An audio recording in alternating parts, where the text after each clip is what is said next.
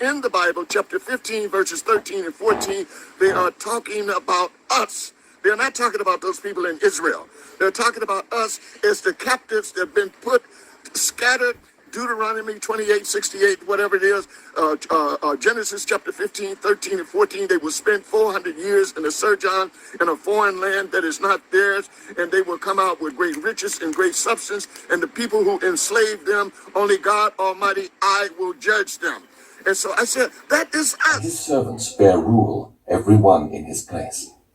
And after his death, they all put crowns upon themselves. So did their sons after them many years. So he was made an habitation of strangers, and became strange to those that were born in her, and her own children left her. Her sanctuary was laid waste like a wilderness. Her feasts were turned into mourning, her Sabbaths into reproach, her honor into contempt. Jews, you have a Jews, don't you? This subject is a sensitive subject, so you have to tread carefully, because sometimes some people say them are Jew, but them know why you talk who is the real Jew, or what is a Jew. And when you use the word Jew, what you mean by that? No, before them say me anti-Semitic, Yeah. let me say this, that how can a Semite be anti-Semitic? Therefore I'm identified myself as a Semite. Right. Okay. No, a Jew is somebody who come from Judah, or the tribe of Judah. Yeah. Or where I say today Israel, where the geographical location was split into two kingdoms. You have the other tribe over on that side, and you got the Judah and Benjamites on this side. So those are the people who are related to Judah. Yeah. Now the present day Jews, and may I say it again, they don't want you to say these things, but it's the fact. The present day Jews, according to my research, came from a kingdom called the Kingdom of Khazaria. You don't hear that name anymore because that country don't exist anymore. But it's a place near Russia, or was near Russia. Okay. This is where they came from. And now they scatter across all of Europe. When the Catholic was coming in, and also what they call Muslim, when Islam rise, they didn't want to join none of the two, so therefore they convert to Judaism. But Judaism as it is now is not what it is then, because our Judaism, or Hebrew religion, our culture, is related to the Torah. The Jews today practice something called Talmudic Judaism, which is something completely different. I'm saying it's factual thing. You can go and check it. It's not me saying it. It's fact. It is there. Yes, sir. Manners, my lad. You can check. Maybe about 2 or 3 books can show you where it say and who write it. Because it's a Jew saying this. And this is a brother called, forget his name right now, but it's called from the 13th tribe. The name of the book is called the 13th tribe. I forget the name of the author. I think it's Arthur Kessel or something near to that. But you can check that book, and he describes the whole process of how the conversion happened. So these are people who not related but converted. I is the one that related. Because if you check Deuteronomy 28, it tells you who was going to go where and what is going to happen to them.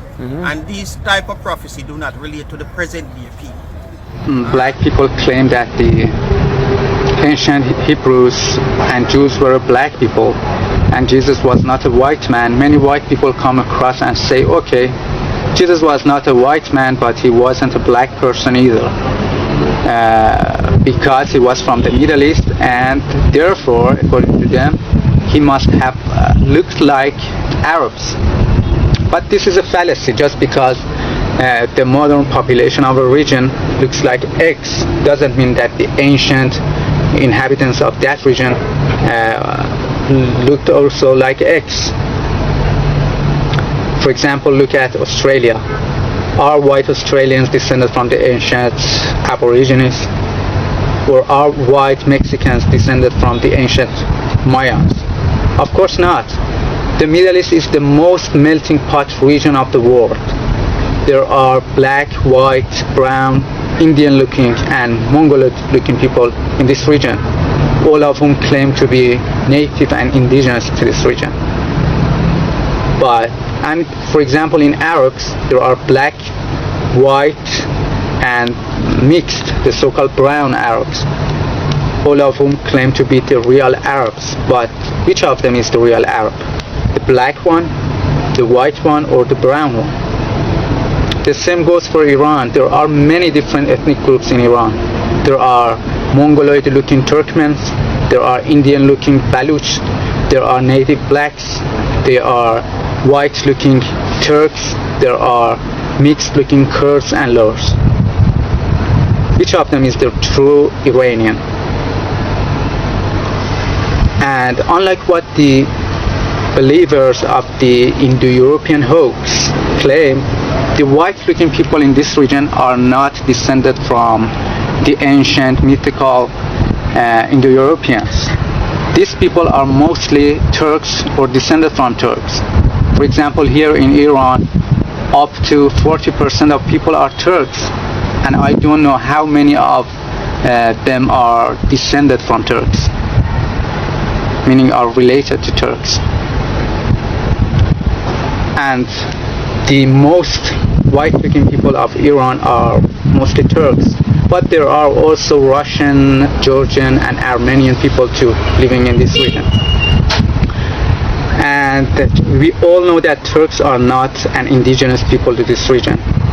They came from southern Russia and the Central Asia in recent centuries, and they cannot be an indigenous people to this region. The ancient inhabitants of the ancient peoples of the Middle East were all different types of black people, different groups of black people. Assyrians were a black people, Persians were black people, Elamites were black people, and Arabs, yes, were a black people. That's why you see Assyrians have depicted themselves with curly hair, curly beard, and dreadlocks. That's why you see Persians have depicted themselves with curly hair and curly beard. And even there are many wall paintings found in Susa in which Persians have depicted themselves with black skin, have painted themselves with black skin. So therefore Persians were black people, not a so-called Indo-European. And Persians, Assyrians, Arabs, and all of the ancient inhabitants of the Middle East were an Ethiopian type of people, the so-called Semitics, an Ethiopian type of people. People like the Somalis, like Ethiopians, like Eritreans, like Djiboutis, like dark-skinned Yemenis. You know, they weren't a white people. Why? Because the temperature here in this city goes up to 50 degrees Celsius in summers with a high intensity and a UV index of 12. So they cannot be indigenous to this region. Because we semi-white looking people cannot stand this heat. We cannot go outside too much in summers. But how can white people be indigenous to this region? And I don't say this because as you can see, I'm not a black person, and I look mostly like whites than blacks. I just want to tell the truth that the ancient inhabitants of these regions, from Babylonians, Assyrians, Elamites, Persians, Jews, were all black. They tell us that Tutankhamun, the king that reigned about the year 1350 BC, was not a black man.